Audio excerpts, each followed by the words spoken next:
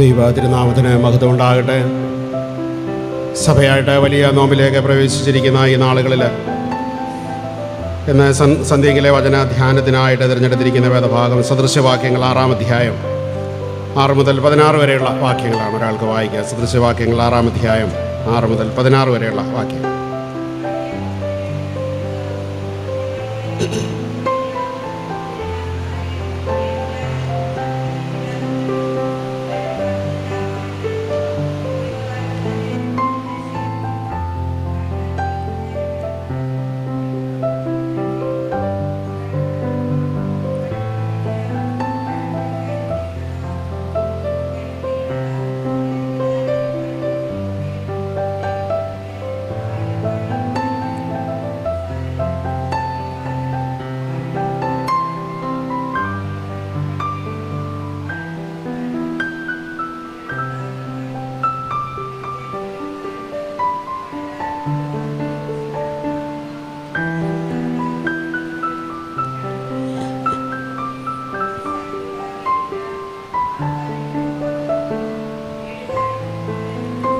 മതി പ്രാർത്ഥിക്കാം. ദൈവമായ കർത്താവേ, പരിശുദ്ധനായിരിക്കുന്ന അങ്ങേ ഒരു പ്രാവശ്യം കൊണ്ട് സ്തുതിപ്പാൻ വലിയ നോമ്പിൻ്റെ നമസ്കാര നാളുകൾ ഒരുമിച്ചായിരിക്കാൻ തക്കവണ്ണം ഞങ്ങൾക്ക് നൽകിയിരിക്കുന്ന സവാചത്തിനായിട്ട് നന്ദിയോടെ സ്തോത്രം ചെയ്യുന്നു.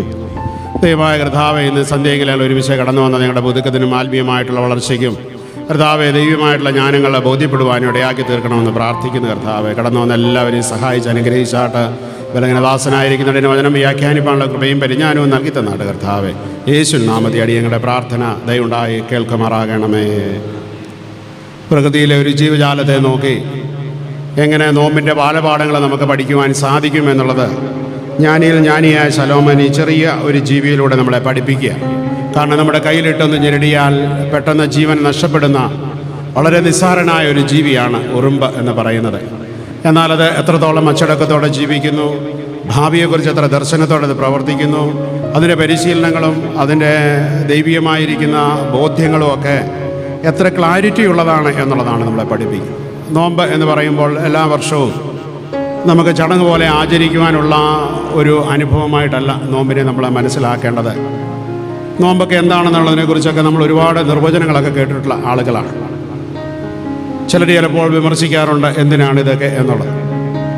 വളരെ ലളിതമായി പറഞ്ഞാൽ നോമ്പ് എന്ന് പറഞ്ഞാൽ കുറേ കൂടെ സമയം നമ്മൾ പ്രാർത്ഥിക്കാൻ സമയമെടുക്കുകയാണ്, കുറച്ചുകൂടെ സമയം നമ്മൾ ഉപവസിക്കുവാൻ സമയം കണ്ടെത്തുകയാണ്, കുറച്ചുകൂടെ സമയം നല്ല കാര്യങ്ങൾ ചെയ്യുവാൻ, നന്മ ചെയ്യുവാൻ നമ്മൾ സമയം കണ്ടെത്തുകയാണ്.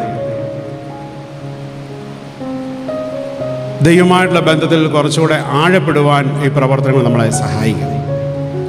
ചില കാര്യങ്ങൾ നമ്മൾ വേണ്ടാന്ന് വെക്കുന്നതിലൂടെ നമ്മുടെ മാനസികമായ ബലം വർദ്ധിക്കുക, അല്ലേ? ചില ആളുകൾ ഇങ്ങനെ എല്ലാ ദിവസവും അവർക്ക് തോന്നിയതുപോലെ അവരിങ്ങനെ ജീവിച്ചുകൊണ്ടേയിരിക്കുക. യാതൊരു നിയന്ത്രണങ്ങളില്ല, അച്ചടക്കങ്ങളില്ല, യാതൊരുവിധമായ അരുതുകളില്ല, തോന്നുന്നതൊക്കെ തോന്നുന്ന സമയത്ത് ചെയ്യും. ഇത് മൃഗതുല്യമായൊരു ജീവിതത്തിന് സമാനമായിട്ടാണ് വേദപുസ്തകം നമ്മളെ പഠിപ്പിക്കുന്നത്. മൃഗത്തിനെക്കുറിച്ച് അതിജീവിപ്പാൻ അതിനെ അങ്ങനെയാണ് സൃഷ്ടിച്ചിരിക്കുന്നത്. എന്നാൽ മനുഷ്യന് മാത്രമേ ഒരു കാര്യം വേണ്ടെന്ന് വെക്കുവാൻ സാധിക്കത്തുള്ളൂ, അല്ലേ? അതുകൊണ്ടാണ് ഈ 50 ദിവസങ്ങളിലെ നോമ്പിൽ ഭക്ഷണവർജനം വളരെ പ്രധാനപ്പെട്ടൊരു കാര്യമാണ്. നമ്മൾ ചിലപ്പോൾ അതിനെയൊക്കെ നിസ്സാരമായിട്ട് കാണും. എന്നാൽ ചില കാര്യങ്ങൾ നമുക്ക് ഇഷ്ടപ്പെട്ട് നമ്മൾ വേണ്ടാന്ന് വെക്കുന്നതിലൂടെ ചില സഹനങ്ങളുണ്ട്, ചില ത്യാഗങ്ങളുണ്ട് ജീവിതത്തിൽ, അല്ലേ? ക്രിസ്ത്യ ജീവിതം എന്ന് പറയുന്ന ഈ സഹനത്തിലൂടെയും ത്യാഗങ്ങളിലൂടെയും കടന്നു പോകുന്നതിനെയാണ് നമ്മൾ ക്രിസ്ത്യ ജീവിതം എന്ന് പറയുന്നത്.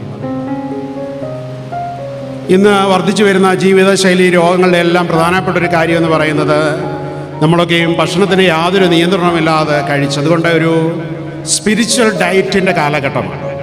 ഇപ്പോൾ ഡോക്ടറെ കാണാൻ പോയാൽ കുഞ്ഞു മുതൽ മുതിർന്ന ആളുകൾ പോയാൽ അവർ പ്രത്യേക ഭക്ഷണ ക്രമീകരണം, ഡയറ്റ് നിർദ്ദേശിച്ചിട്ടാണ് അവിടെ, അല്ലേ?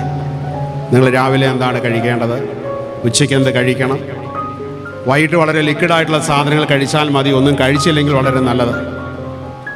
അപ്പോൾ നോമ്പ് പഠിപ്പിക്കുന്ന ഒരു ആത്മീയ ആഹാര ക്രമീകരണത്തെക്കുറിച്ച് പഠിപ്പിക്കുമ്പോൾ ഇതൊരു ഭക്ഷണവർജനം എന്ന രീതിയിൽ വളരെ നിസ്സാരമായിട്ട് തള്ളിക്കളയാണ്ട് അതിനകത്ത് കാര്യങ്ങളുണ്ട്, അതിനകത്ത് കാര്യങ്ങൾ തീർച്ചയായിട്ടും ഉണ്ട്. ഉപവസിക്കാൻ സമയമുണ്ടല്ലേ? സാധാരണ നമ്മളെയൊക്കെ സംബന്ധിച്ചിടത്തോളം എല്ലാവരുമല്ല, ചില ആളുകൾക്ക് വെള്ളിയാഴ്ച പകലിൽ ചിലപ്പോൾ ഉച്ചവരെ ഉപവസിക്കുന്ന ആളുകൾ കാണും. നമ്മുടെ ഒരു ക്രമീകരണത്തിൽ നിർബന്ധമായിട്ടും വെള്ളിയാഴ്ചയും ഞായറാഴ്ചയും ഉപവസിക്കുന്നത് വളരെ നല്ലതാണ്. ഡോക്ടർമാർ തന്നെ പറയുന്നുണ്ട് ആഴ്ചയിൽ 2 ദിവസം ഉപവാസം ശരീരത്തിൻ്റെ ആരോഗ്യത്തിന് നല്ലതാണ്. നമുക്ക് വെള്ളിയാഴ്ചയും ഞായറാഴ്ചയൊക്കെ ഉപവാസം നമ്മുടെ ആത്മീയ ജീവിതത്തിൻ്റെ ഭാഗമാണ്. ഒരു ശ്രീയാനി ക്രിസ്ത്യാനികൾ എന്ന നിലയിൽ അതിന് ക്രമീകരണങ്ങളുണ്ട്. വെള്ളിയാഴ്ച ഉപവാസ അനുഭവത്തെ നമ്മൾ ഓർക്കുന്ന വേളയിൽ നമുക്ക് നൽകാൻ സാധിക്കുന്നില്ലെങ്കിൽ എന്തിനാ ദൈവം നമുക്ക് സമയം തന്നിരിക്കുന്നത്? 24 മണിക്കൂർ എന്തിനാ ദൈവം നമുക്ക് തന്നത്?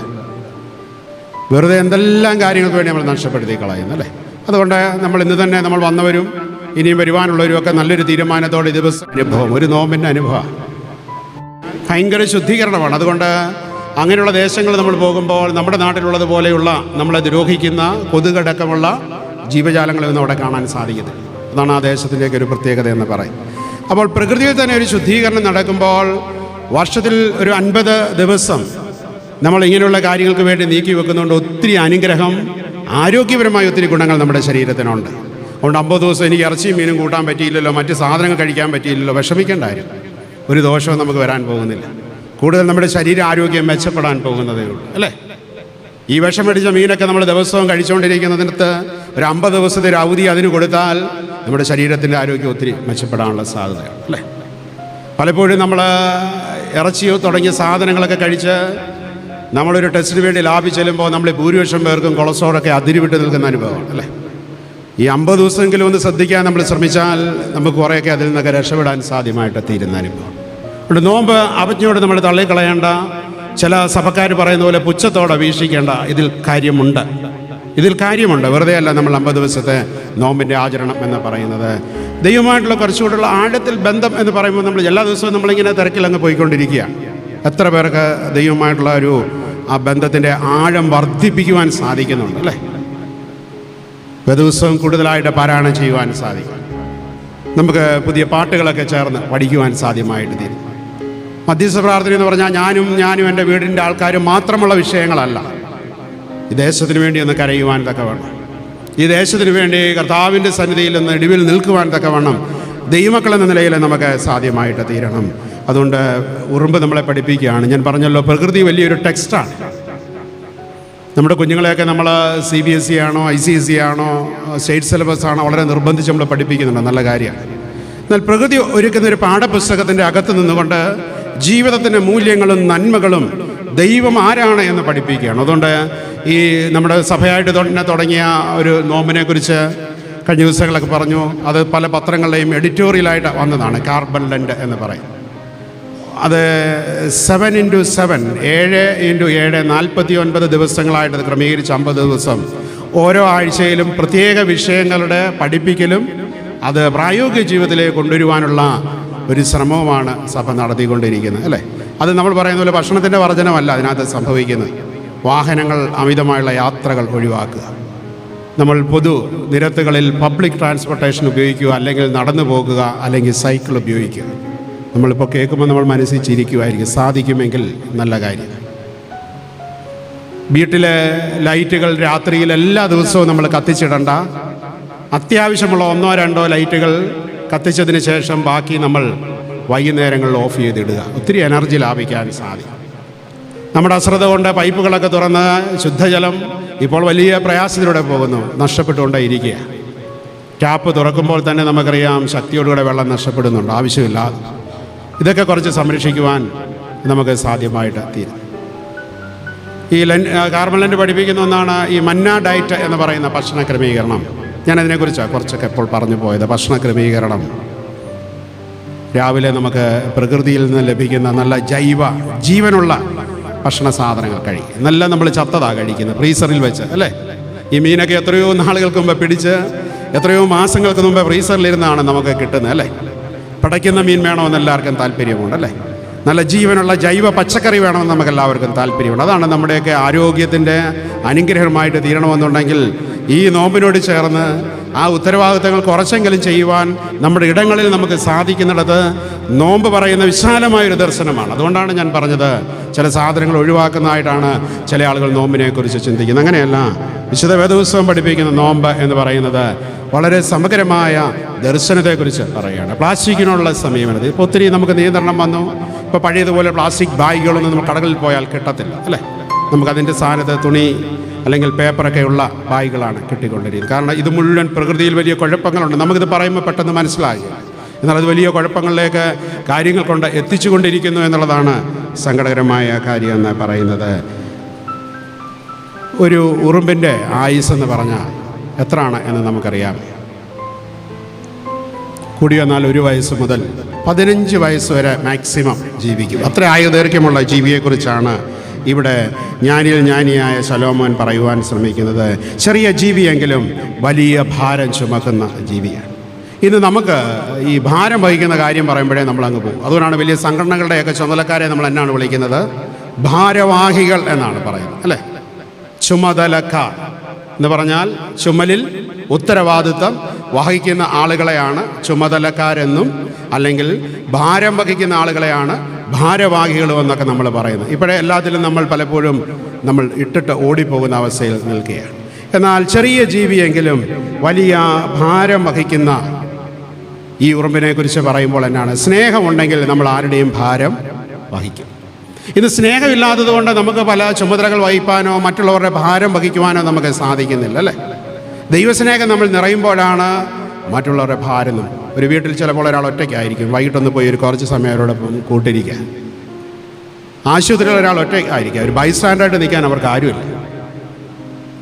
ചില ആളുകൾ അങ്ങനെ വളരെ സന്തോഷത്തോടെ സർവീസ് ചെയ്യുന്ന ആളുകളെ കണ്ടിട്ടുണ്ട്. വൃദ്ധസദനങ്ങളിൽ ചില സമയങ്ങളിൽ പോയി ആരുമില്ലാത്ത മാതാപിതാക്കൾക്ക് ചില നേരങ്ങളിൽ ഭക്ഷണം വിളമ്പി കൊടുക്കുകയും മാത്രമല്ല അവരോട് ചില കഥകളൊക്കെ പറഞ്ഞ് കുറച്ച് സമയം ഇരിക്കുക. ജീവിതം എന്നൊക്കെ പറഞ്ഞാൽ ഇത്രയേ ഉള്ളൂ പ്രിയമുള്ളവരെ. നമ്മൾ വിചാരിക്കുന്ന പോലെ എന്തോ കൂന കൂട്ടി വെച്ചിട്ട് അതിൻ്റെ പുറത്ത് കയറി അടയിരിക്കുന്നതാണ് ജീവിതം എന്നാണ് ചിലർ വിചാരിക്കും. വെറുതെയാണ്. ഒരു സൈലൻ്റ് അറ്റാക്കിൽ തീരാനുള്ളതേ ഉള്ളൂ നമ്മുടെയൊക്കെ കഥകൾ. എത്രയോ ജീവിതങ്ങൾ ഈ ദിവസങ്ങളിൽ നമ്മൾ കണ്ടുകൊണ്ടിരിക്കുന്നു. അതുകൊണ്ട് സ്നേഹത്തോടു കൂടെ നമ്മൾ ഏത് കാര്യങ്ങൾ ചെയ്യുമ്പോഴും നമുക്കതൊരു ഭാരമായിട്ട് തോന്നുകയില്ല, അത് വലിയ ഒരു കട്ടിപ്പണിയായിട്ട് നമുക്ക് തോന്നുകയില്ല. സ്നേഹമുള്ളിലുണ്ടാകുമ്പോൾ നമ്മളത് സന്തോഷത്തോടെ ചെയ്യും. അതുകൊണ്ട് നോമ്പ് പറയുന്നത് ഹൃദയത്തിനകത്ത് സ്നേഹമുള്ളവരായിട്ട്, ആർദ്രതയുടെ മനസ്സിലുള്ളവരായിട്ട്, നനവുള്ളവരായിട്ട് തീരുമ്പോഴാണ് നമ്മൾ നോമ്പിൻ്റെ വാഹകരായിട്ട് തീരുന്നത്, അല്ലേ?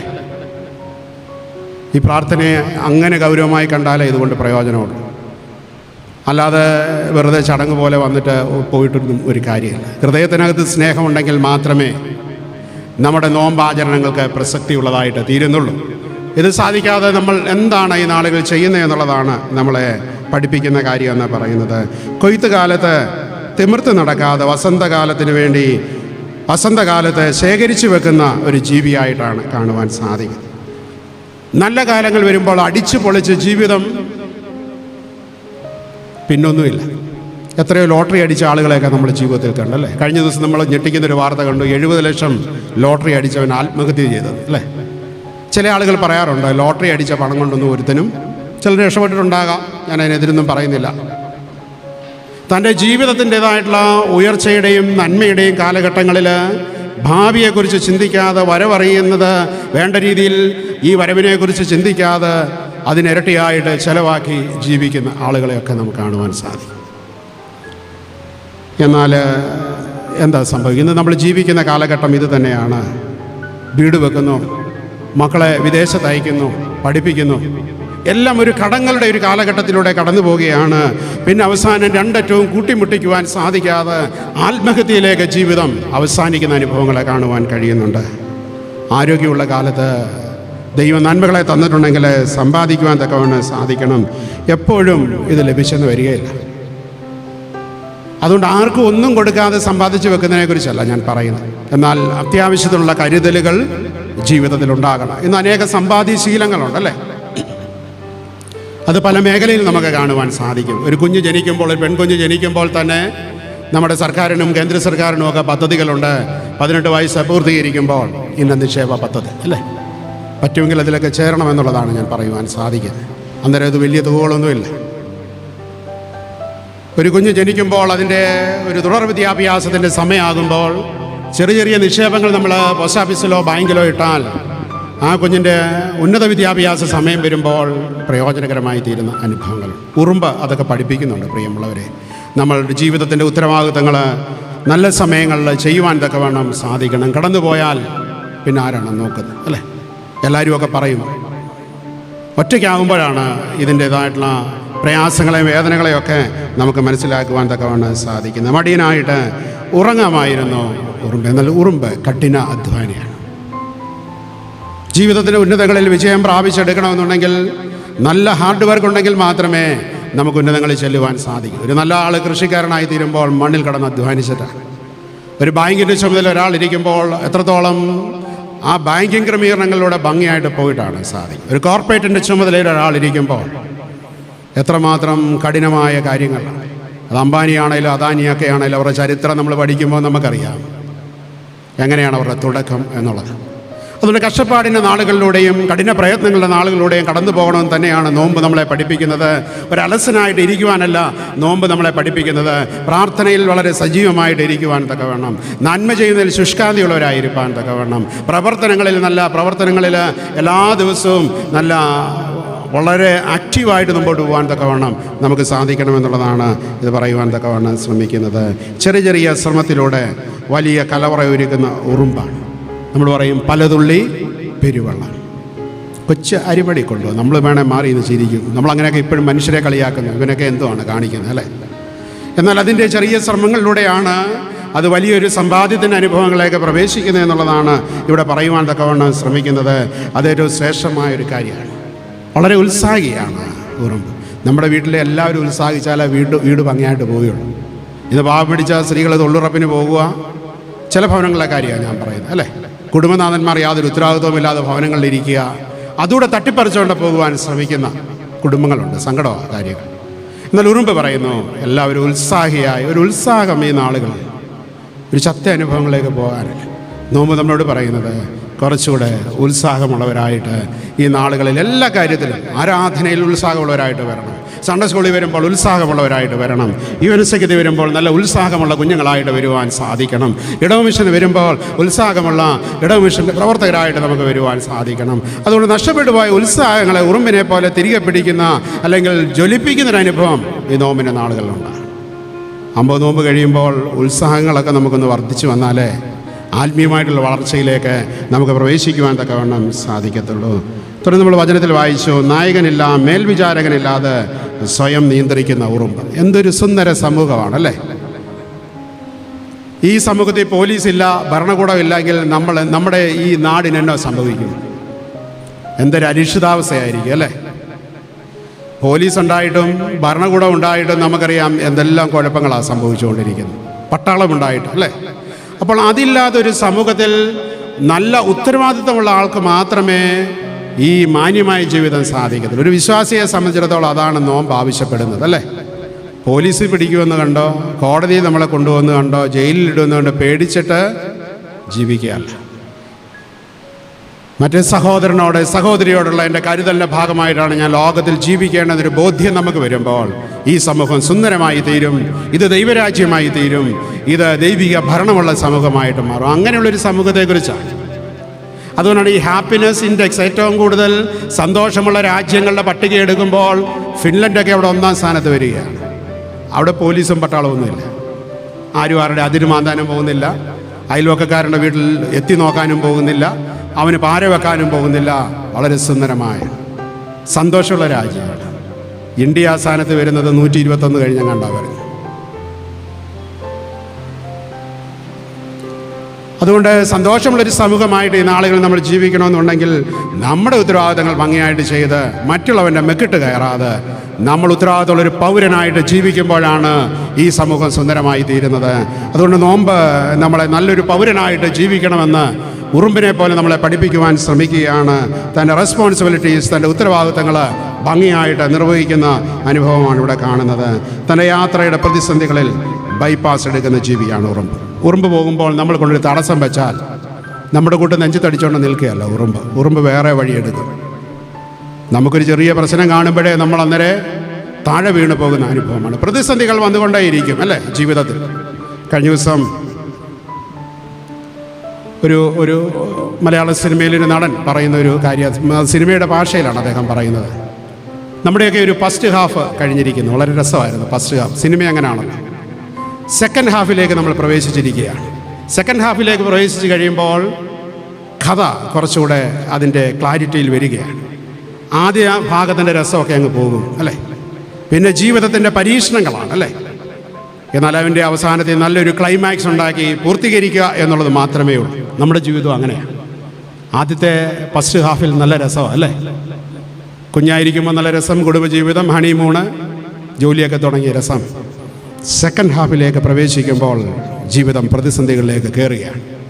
നമ്മൾ പ്രതീക്ഷിക്കാത്ത ഇടങ്ങളിൽ നിന്ന് പല കാര്യങ്ങൾ വരുന്നു. അത് രോഗങ്ങളായിരിക്കാം, ബിസിനസ്സിൻ്റെ തകർച്ചകളായിരിക്കാം, സാമ്പത്തിക ബുദ്ധിമുട്ടുകളായിരിക്കാം, ജോലിയുടെ പ്രശ്നങ്ങളായിരിക്കാം, നമുക്കുണ്ടാകുന്ന അപകടങ്ങളായിരിക്കാം. എന്നാൽ അതിൻ്റെ മധ്യത്തിലൂടെ നമ്മൾ യാത്ര ചെയ്തേ മതിയാകൂ എന്നുള്ളതാണ് ഉറുമ്പ് നമ്മളെ പഠിപ്പിക്കുവാൻ തക്കവണ്ണം ശ്രമിക്കുന്നത്. തടസ്സമുണ്ട് എന്ന് പറഞ്ഞ് ജീവിതം അവസാനിപ്പിക്കുകയല്ല, ജീവിതം ഉപേക്ഷിച്ച് കളയുകയല്ല. ദൈവം നമുക്ക് പുതിയ വഴികളെ തുറക്കും. നോമ്പ് പറയുന്നതാണ്, പുതിയ സാധ്യതയുടെ വാതിലുകളെ ദൈവം നമുക്ക് ഉറക്കിത്തരും, നമുക്ക് ദൈവം ഒരുക്കി തരും, തുറന്നു തരും. അതിലൂടെ നമുക്ക് യാത്ര ചെയ്യുവാൻ തക്കവണ്ണം സാധിക്കണമെന്നുള്ളതാണ് പറയുന്നത്. ഭക്ഷണ സാധനങ്ങൾ കണ്ടാൽ ഒറ്റയ്ക്കല്ല, മറ്റുള്ളവരെ കൂടെ വിളിച്ചുകൊണ്ട് വരും. യഥാർത്ഥ സുവിശേഷം എന്താണ് എന്നുള്ളതിനെക്കുറിച്ച് ഒരു ദൈവശാസ്ത്രജ്ഞൻ പറയുന്നുണ്ട്. ഒരുത്തൻ വിശന്നിരിക്കുമ്പോൾ അവൻ എവിടെ നിന്നെങ്കിലും അപ്പം കിട്ടിയാൽ ഈ അപ്പത്തിന് വേണ്ടി വിശന്നിരിക്കുന്ന ഒരുവനോട് ചെന്ന് പറയണം, അവിടെ പോയാൽ നിനക്ക് കിട്ടും. ഇതാണ് സുവിശേഷം എന്ന് പറയുന്നത്. ഇങ്ങനെയുള്ള ആ സാഹചര്യങ്ങളിലൂടെയൊക്കെ നമ്മളും കടന്നു പോകുമ്പോൾ നമുക്ക് എന്താണ് പറയുവാൻ തക്കവണ്ണം സാധ്യമായി തീരുന്നത്? നോമ്പ് ഡിസിപ്ലിനാണെന്ന് ഞാൻ പറഞ്ഞല്ലോ. ഉറുമ്പ് എങ്ങനെയാണ് പോകുന്നത്? നല്ല നിരനിരയായി. അതൊരു പട്ടാളത്തിൻ്റെ റെജിമെൻറ്റിൽ പോയി പരിശീലനം നേടിയിട്ടല്ല ഉറുമ്പ് നിരനിരയായിട്ട് പോകുന്നത്. നമ്മളിത് കണ്ടുപഠിക്കണം. പ്രകൃതി പാഠപുസ്തകമാണ് എന്ന് ഞാൻ പറഞ്ഞത് അതുകൊണ്ട് തന്നെ അല്ലേ. നമ്മൾ വായിക്കുന്ന പുസ്തകങ്ങളെക്കാളും സുന്ദരമായ ആശയങ്ങൾ പ്രകൃതി തരുന്നുണ്ട്. ഉറുമ്പ് ഏത് ഇന്ത്യൻ പട്ടാളത്തിലോ അമേരിക്കൻ നേവിയിലോ പോയി പരിശീലനം നേടിയിട്ടല്ല അത് നിരനിരയായിട്ട് പോകുന്നത്. ജനറ്റിക്കലി ദൈവം അതിന് കൊടുത്ത പ്രത്യേകമായുള്ളൊരു കഴിവ് അല്ലേ. അതുകൊണ്ട് അച്ചടക്കം, നിഷ്ഠയുള്ള ജീവിതം നമുക്ക് വേണം എന്നുള്ളതാണ് പറയുന്നത്. രണ്ട് മനസ്സുകളെക്കുറിച്ച് ഭാരതീയ പാരമ്പര്യത്തിൽ പറയുന്നുണ്ട്. ഒന്ന് മങ്കി മൈൻഡ്, കുരങ്ങൻ്റെ മനസ്സാണ്. ഇങ്ങനെ ചാഞ്ചല്യപ്പെട്ട് ചാടി നമ്മുടെ മനസ്സ് അതുപോലെയാണ് അല്ലേ. കുരങ്ങെങ്ങനെയാണ്? ഇങ്ങനെ പോകുന്നൊരു ജീവിയാണ്. ചാടി നമ്മുടെ മനസ്സും അങ്ങനെയാണ്. ചിലത് കാണുമ്പോൾ അതിൻ്റെ പുറകെ പോകും. എന്നാൽ യോഗിക് മൈൻഡുണ്ട്, സന്യാസിയുടെ മനസ്സ്. അതാണ് നോ പറഞ്ഞാൽ നോയ. നമ്മൾ നോ പറഞ്ഞാൽ കുറച്ച് കഴിയുമ്പോൾ ഇളകും, രണ്ടാമത്തെ ദിവസം അത് ഏസായിട്ട് മാറും അല്ലേ. സന്യാസിയുടെ മനസ്സെന്ന് പറയുന്ന അതാണ്. നിൽക്കേണ്ടിടത്ത് നിൽക്കുവാനും ഇരിക്കേണ്ടടത്ത് ഇരിക്കുവാനും. നല്ല സന്യാസിമാരുടെ കാര്യമാണ് ഞാൻ പറയുന്നത്. അതാണ് യോഗിക് മൈൻഡ്. യോഗി എന്ന് പറഞ്ഞാൽ തന്നെ ഭാരതീയ വാക്കാണല്ലോ. യോഗി എന്ന് പറഞ്ഞാൽ സന്യാസിയാണ്. സന്യാസിക്ക് ഭക്ഷണം വേണ്ടെന്ന് വെക്കണമെന്ന് പറഞ്ഞാൽ വേണ്ടെന്ന് വെക്കാം, അവിടെ പോകുന്നില്ലെന്ന് പറഞ്ഞാൽ പോകുന്നില്ലെന്ന് പറയും. നമ്മളാണെങ്കിൽ അവരെല്ലാം പോയി ഞാനും ഒന്ന് പോകട്ടെ അല്ലേ. അതുപോലെ വളരെ ചഞ്ചലപ്പെട്ട് നിൽക്കുന്ന മനസ്സിൽ നിന്നും, അതുകൊണ്ട് മങ്കി മൈൻഡ്, കുരങ്ങൻ്റെ മനസ്സിൽ നിന്നും ഒരു യോഗിയുടെ മനസ്സിലേക്ക് അല്ലെങ്കിൽ കർത്താവിൻ്റെ മനസ്സിലേക്ക് വരുന്ന പ്രക്രിയയാണ് ഈ 50 ദിവസത്തെ നോമ്പിൽ നമ്മുടെ ജീവിതത്തിൽ സംഭവിക്കേണ്ടത് അല്ലേ. അതിനുവേണ്ടിയാണ് നമ്മൾ ഈ ദിവസങ്ങൾ വന്നിവിടെ കൂടുന്നതും ഇനി വരുവാൻ പോകുന്നതും. ക്രിസ്തുവിൻ്റെ മനസ്സ് നമുക്കുണ്ടാകണം. ക്രൈസ്റ്റ് മൈൻഡ്, അതാണ് നമുക്ക് പ്രാപിക്കുവാൻ തക്കവണ്ണം സാധിക്കുന്നത്. അതുകൊണ്ട് ചിട്ടയുള്ള ജീവിതമാണ് ലോകത്തിന് അനുഗ്രഹമായി തീരുന്നത്. ചിട്ടയില്ലാത്തതെല്ലാം തകർന്നു പോയിട്ടുണ്ട്. നമ്മുടെ ഭവനം തന്നെ എടുത്തോ. പിള്ളേർ തോന്നുന്ന സമയത്ത് കയറി വരുന്നു, കുടുംബനാഥൻ തോന്നുന്ന സമയത്ത് വരുന്നു പോകുന്നു, കുറച്ച് കഴിയുമ്പോൾ അത് കുഴപ്പത്തിലോട്ട് പോകും. അതിന് യാതൊരു സംശയമില്ല. എന്നാൽ അതിനകത്തൊരു ചിട്ട കൊണ്ടുവരുവാൻ നമ്മളെല്ലാവരും ഒരുമിച്ച് ഉത്സാഹിക്കണം അല്ലേ. പ്രാർത്ഥിക്കുന്നതിന് നിശ്ചിത സമയം വേണം, പഠിക്കുന്നതിന് സമയം വേണം, ഭക്ഷണം കഴിക്കുന്നതിന് സമയം വേണം അല്ലേ. നിങ്ങൾ ഒരുമിച്ച് സന്തോഷത്തിൻ്റെ വിശേഷങ്ങൾ പങ്കുവെക്കുന്നതിന് സമയം വേണം, നിങ്ങൾ ഒരുമിച്ച് യാത്ര പോകുന്നതിന് സമയം വേണം. ഇതെല്ലാം കൃത്യമായിട്ട് നമുക്ക് നിഷ്ഠയോടുകൂടെ പാലിക്കുവാൻ തക്കവണ്ണം നമുക്ക് സാധ്യമായിട്ട് തീരണം. ഉറുമ്പ് ബലവാന്മാരല്ല, ചെറിയ ജീവിയാണ്. But they are very intelligent, നല്ല ബുദ്ധിയുള്ളതാണ്. നമ്മൾ പറയാം ആനയ്ക്ക് ആനയുടെ ബലമറിയത്തില്ല. ഈ ലോകത്തിലെ കരയിലെ ഏറ്റവും വലിയ ജീവിയാണ്. എന്നാൽ മനുഷ്യൻ കൊണ്ടൊരു തടിക്കഷണം അതിൻ്റെ കാലെ ചാരിയാൽ ആന അവിടെ നിൽക്കും. കാരണം മനുഷ്യൻ ബുദ്ധിശാലിയാണ്. അതാണ് പ്രശ്നം. ഉറുമ്പ് ചെറിയ ജീവിയാണെങ്കിലും അത് വളരെ ബുദ്ധിയുള്ള ജീവിയാണ്. അതാണ് ശലോമോൻ പറയുന്നത്. നമുക്ക് ദൈവം ബുദ്ധി തന്നിട്ടുണ്ടല്ലേ. നമ്മൾ പലരും ചിലരുടെ ബ്രെയിനൊന്നും ഇതുവരെ ഉപയോഗിച്ചിട്ട് പോലുമില്ല. അതൊരു കഥയെ പറയുന്ന പോലെയാണ്. ഈ സ്വർഗത്തിൽ ചെന്നപ്പം ബ്രെയിൻ ഉപയോഗിച്ചത് പരിശോധിച്ചപ്പോൾ അമേരിക്കക്കാരൻ അവൻ്റെ ബ്രെയിനിൻ്റെ 40% ഉപയോഗിച്ചു, റഷ്യക്കാരൻ അവൻ്റെ തലച്ചോറിൻ്റെ 30% ഉപയോഗിച്ചു. അവസാനം ഇന്ത്യക്കാരൻ്റെ ബ്രെയിൻ നോക്കിയപ്പോൾ നല്ല ഫ്രഷായിട്ട് ഇതുവരെ അതിൻ്റെ ലോക്ക് പോലും പൊട്ടിച്ചിട്ടില്ല. നമ്മളെ കളിയാക്കി പറയുന്നതാണ്. അങ്ങനെയൊന്നും അല്ല. ഇപ്പം നമ്മൾ കുറച്ചുകൂടെയൊക്കെ പുരോഗതി ആയെന്നാണ് നമ്മുടെ പ്രധാനമന്ത്രി പറയുന്നത്. 5ാം സ്ഥാനത്താണെന്നാണ് പറയുന്നത്. സാമ്പത്തികം ഇതൊക്കെ കണക്കിൻ്റെ വെറും കളികളാണ്. ഇന്ത്യയുടെ ഗ്രാമഗ്രാമാന്തരങ്ങൾ സഞ്ചരിച്ചാൽ ഇപ്പോഴും ഒരു നേരത്തെ ഭക്ഷണത്തിന് വേണ്ടി വിശന്നു വലയുന്ന അനേക ലക്ഷക്കണക്കിന് ആളുകളെ നമുക്ക് കാണുവാൻ സാധിക്കും. ഒരു കണക്കിൻ്റെ കളിയാണ്. ഇതൊക്കെ വസ്തുത അറിയാവുന്ന ആളുകൾക്ക് അറിയത്തുള്ളൂ. നമ്മൾ സാമ്പത്തികമായിട്ട് 5-ാം ശക്തിയാണെന്നൊക്കെ ചില കണക്കുകൾ അവതരിപ്പിച്ച് പറയുന്നുണ്ട് എന്നുള്ളതേ ഉള്ളൂ. എന്നാൽ ഇന്ത്യയിലെ 80 കോടി ജനങ്ങളും ദാരിദ്ര്യരേഖയ്ക്ക് താഴെ ജീവിക്കുന്നവർ. അതാണ് വാസ്തവം. നമ്മളിങ്ങനെ ജനങ്ങളുടെ കണ്ണിൽ പൊടിയിടാൻ വേണ്ടി വസ്തുതകളെയും വാസ്തവങ്ങളെയൊക്കെ വല്ലാതെ മറച്ചു കളയുന്നൊരു കാലഘട്ടത്തിൽ ജീവിക്കുമ്പോൾ എന്താണ് വസ്തുത എന്നറിയുവാൻ തക്കവണ്ണം നമുക്ക് സാധ്യമായി തീരണം. അതാണ് ഇവിടുത്തെ പ്രത്യേകതയെന്ന് പറയുന്നത്. ഈ ജീവിത അനുഭവങ്ങളിൽ, ഈ സാഹചര്യങ്ങളിൽ ഉറുമ്പിനെക്കുറിച്ച് 1-2 കാര്യങ്ങൾ പറഞ്ഞാൽ സമയപരിധി കൊണ്ട് അവസാനിപ്പിക്കുകയാണ്. നല്ല പോരാട്ട വീര്യമുള്ള ജീവിയാണ് ഉറുമ്പ്. പിടിച്ചാൽ നീറുപോലെ അല്ലേ, പിടിവിടത്തില്ല. ഫൈറ്റിംഗ് ടിൽ ദ ഡെത്ത്, മരണം വരെ പോരാടാൻ നമുക്ക് സാധിക്കണമെന്നുള്ള നമ്മളെ പഠിപ്പിക്കുന്നൊരു ജീവിയാണ് ഉറുമ്പ് എന്ന് പറയുന്നത്. അതുകൊണ്ടാണ് ചില കാര്യങ്ങളിലൊക്കെ നമ്മൾ വിജയങ്ങളെ നേടുവാൻ സാധിക്കുന്നത്. നമ്മുടെ കയ്യിൽ നിന്ന് വിട്ടുപോയതായിരിക്കാം ചിലപ്പോൾ നമുക്കതിൽ വിജയം പ്രാപിക്കാൻ ചില സമയങ്ങളിൽ സാധിക്കുന്നുണ്ടല്ലേ. അതുകൊണ്ട് പോരാട്ട വീര്യം മനുഷ്യൻ്റെ മനസ്സിനകത്ത് ദൈവം കൊടുത്തിട്ടുണ്ട്. പ്രതിസന്ധികൾ വരുമ്പോൾ നിരാശപ്പെട്ട് തകർന്നു പോവുകയല്ല, ലക്ഷ്യത്തിന് സ്വപ്നം കണ്ടുകൊണ്ട് ഉറുമ്പിനെ പോലെ പിടിച്ചു നിൽക്കുവാൻ, പിടിവിടാതെ നിൽക്കുവാൻ നമുക്ക് സാധിക്കണം. നോമ്പിൻ്റെ ഈ നാളുകളിൽ നമ്മളെ പഠിപ്പിക്കുവാൻ ശ്രമിക്കുന്നതാണ് ജീവിതം ഒരു സമരമാണ്. പ്രിയമുള്ളവരെ, ജീവിതം ഒരു സമരമാണ് അല്ലേ. ഈ സമരഭൂമിയിൽ നമ്മളെ തകർത്ത് കളയുന്ന അനേക അനുഭവങ്ങൾ പല രീതിയിലും രൂപത്തിലും ഭാവത്തിലും വന്നുകൊണ്ടിരിക്കും.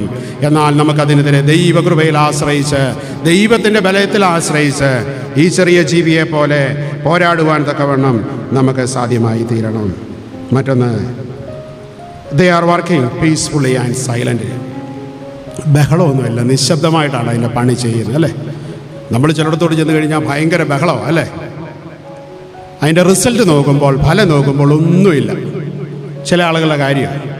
എന്നാൽ ചിലർ വളരെ നിശബ്ദമായിട്ട് പ്രവർത്തിച്ചുകൊണ്ടേയിരിക്കും.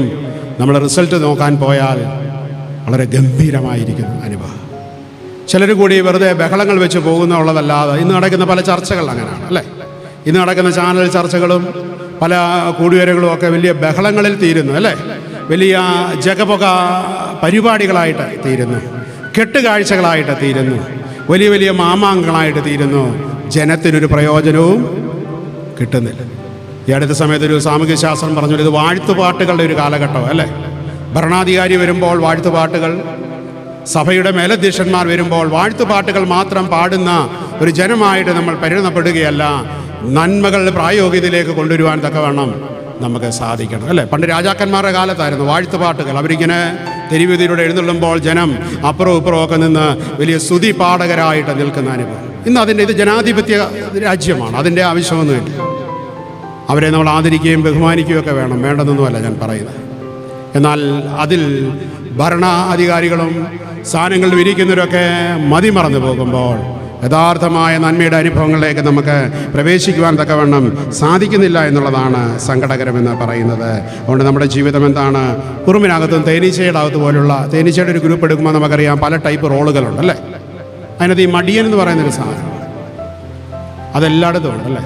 നമ്മുടെ അതിനകത്ത് പിന്നെ കൂടുതലാണേ ഉള്ളത് അല്ലേ. എന്താണ് ആ മടിയൻ എന്ന് പറഞ്ഞാൽ? ഒരു കാര്യത്തിലും റിസ്ക് എടുക്കാത്ത ആളുകളെയാണ് വേണം മടിയന്മാരെന്ന് പറയാൻ. എന്തിനും ഒരു എക്സ്ക്യൂസസ് കണ്ടെത്തുക. എല്ലാം ഇങ്ങനെ നമ്മൾ ചിലരുടെ സ്വഭാവമുണ്ട്, തടസ്സവാദം പറഞ്ഞുകൊണ്ടിരിക്കുക അല്ലേ, അല്ലെങ്കിൽ അതിനെ നിന്ന് എല്ലാത്തിനും നെഗറ്റീവ് പറഞ്ഞുകൊണ്ടിരിക്കുക അല്ലേ. ഒരു കാര്യം അവർ ചെയ്യത്തുമില്ല, മറ്റുള്ളവരെ കൊണ്ട് ചെയ്യിപ്പിക്കുവാനുള്ള പ്രോത്സാഹനം കൊടുക്കാത്ത ആളുകളാണ്. ഒരു പാരസൈറ്റ് പോലെയാണ് അല്ലേ. സ്കൂളിലൊക്കെ നമ്മൾ പഠിക്കുകയാണ്, ഇത്തിൽ കണ്ണി പോലെ ജീവിക്കുക, മറ്റുള്ളവരെ ആശ്രയിച്ച് മാത്രം കാര്യങ്ങൾ നടത്തിക്കൊണ്ട് പോവുക. അങ്ങനെ ജീവിക്കാനല്ല ഉറുമ്പ് പറയുന്നത്. നല്ല കഠിനാധ്വാനിയായിട്ട് മുമ്പോട്ട് പോകുവാൻ തക്കവണ്ണം സാധിക്കണം. The use the time and opportunity ഫ്രൂട്ട്ഫുള്ളി. അതുകൊണ്ട് ലഭിച്ച കാലങ്ങൾ, ലഭിച്ച സമയവും ലഭിച്ച അവസരങ്ങളും തക്കത്തിൽ ഉപയോഗിച്ചത് കൊണ്ടാണ് ഈ ചെറിയ ജീവിക്ക് അനുഗ്രഹമായ ലോകത്തിൽ ജീവിക്കുവാൻ സാധിക്കുന്നത്. നമ്മുടെ സമയവും അവസരവും നമ്മളെങ്ങനെ ഉപയോഗിച്ചു? നമ്മൾ സാധാരണ പറയാറുണ്ട് ടൈം ആൻഡ് ടൈഡ്. സമയവും തിരമാലയും ആർക്കു വേണ്ടി കാത്തു നിൽക്കുകയില്ല. നമുക്ക് ലഭിച്ച അവസരങ്ങൾ പിന്നെ ലഭിക്കത്തില്ല പ്രിയമുള്ളവരെ. നമുക്കിപ്പോൾ ലഭിക്കുന്ന സമയം കഴിഞ്ഞിരിക്കുന്നു.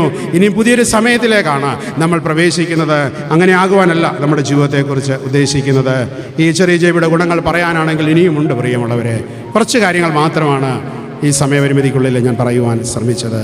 ഇത് നല്ല കഠിനാധ്വാനമുള്ളൊരു ജീവി എന്ന നിലയിൽ, നല്ല അച്ചടക്കമുള്ള ഒരു ജീവി എന്ന നിലയിൽ, ബലഹീന ജീവിയാണെങ്കിലും അതിൻ്റെ ബുദ്ധി ഭംഗിയായിട്ട് ഉപയോഗിക്കുന്ന ഒരു ജീവി എന്ന നിലയിൽ ജീവിതത്തെക്കുറിച്ച് സുന്ദരമായ ദർശനമുണ്ട്. ദൈവിക സാധിച്ച് സൃഷ്ടിക്കപ്പെട്ട നമ്മളങ്ങനെയാണെങ്കിൽ എങ്ങനെ ജീവിക്കണം?